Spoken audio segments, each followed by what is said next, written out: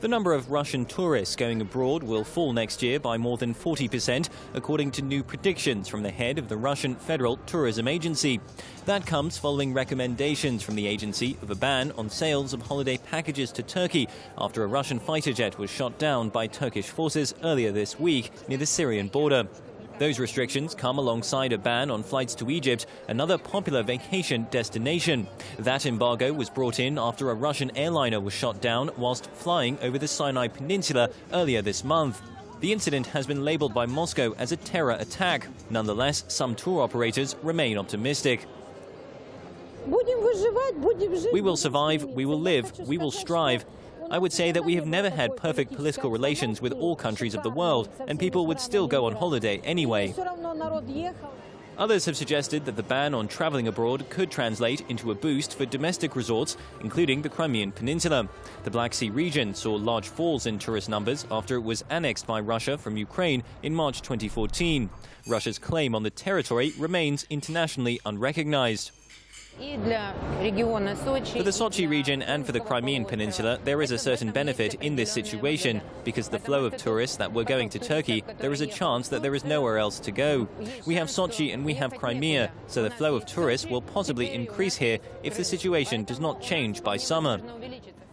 In Turkey, meanwhile, the effect of the cooling of ties with Russia is also being felt. One of the Muslim state's biggest travel firms has voiced its concerns over the possibility of long-term damage to the tourist industry as a result of the diplomatic crisis. Peace and stability are crucial for tourism. Nobody would go to a place where you don't have peace and stability. Of course, this will have a negative effect, especially on Turkey. Most of the tourists came to Turkey from Russia in 2014. This number has already been regressing in 2015 because of a domestic economic crisis in Russia. It wouldn't be a good thing for us if this continues. The downing of the Russian jet by Turkey on November 24th was one of the most serious, publicly acknowledged clashes between a NATO member and Russia for half a century. In the aftermath, both sides have shied away from a rapprochement. Turkish President Tayyip Erdogan has offered no apology, whilst officials in Moscow, apart from a travel ban, have threatened to bring in trade restrictions.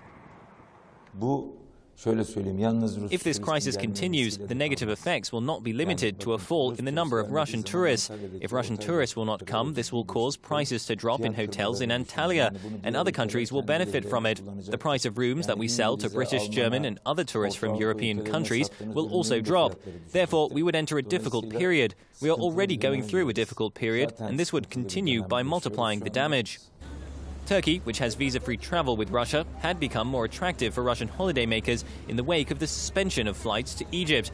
About 3.3 million Russian tourists visited Turkey in 2014.